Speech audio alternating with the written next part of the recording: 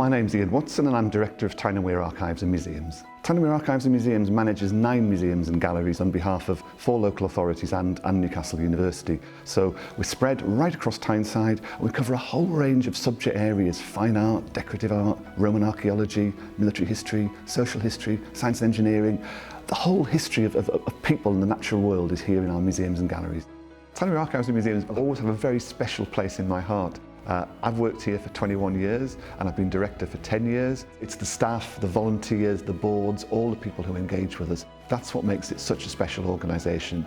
We have amazing collections, they're rich, they're the tools that we use to do the job that we do. And I'm delighted to be handing over the mantle of the directorship to Keith Merrin to take Tyne Wear Archives and Museums forward. For me personally, some of the highlights were seeing Stevenson's rocket on display in Discovery Museum as part of the Great Exhibition of the North. So hugely grateful to the Science Museum for lending us that absolute treasure, and the excitement over rockets coming home was just amazing. Seeing Dippy, the dinosaur, in the Great North Museum. Everybody that you talked to in Newcastle in 2019 was raving about that. It was the absolute sort of must-see thing. Celebrating seeing the Renoir painting on loan from Birmingham Museum and Art Gallery in South Shields Museum. Those partnerships are such an important part of what Tyne does and allowing us to bring amazing exhibitions to the region. As well as reaching nearly 1.3 million visitors a year who come through the doors of our museums and galleries, we work with about 7,500 people every year through our community engagement programmes. Sometimes we start off working with people in communities, but our mission is always to encourage people to come into museums, to become regular museum visitors, and to get all the benefits that a life of engagement with culture brings. Over the past 30 years, we've worked with a very wide variety of community groups. So we've supported people with mental health issues, we've supported a range of groups of disabled people, we've worked with people in justice recovery, in substance recovery, in alcohol recovery, and we've done some amazing creative projects. I think of working, for example, with Streetwise Opera, an organisation that produces opera with people with experience of homelessness. They researched in our archives to do a project around love, looking for letters, and did the most amazing opera production based on some of that work. Those are the things where museums and archives, heritage, culture can really reach out to people and help make a difference in people's lives. We think it's really important that children and young people get the chance to experience visiting a museum and art gallery.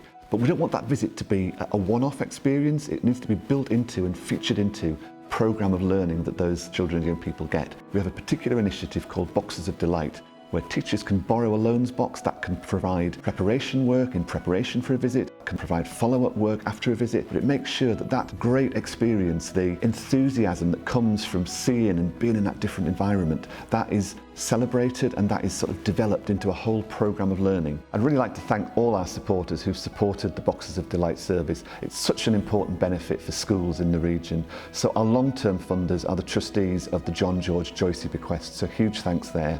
I'd also like to thank all those who supported us as part of the Big Give just at the end of last year in the period leading up to Christmas.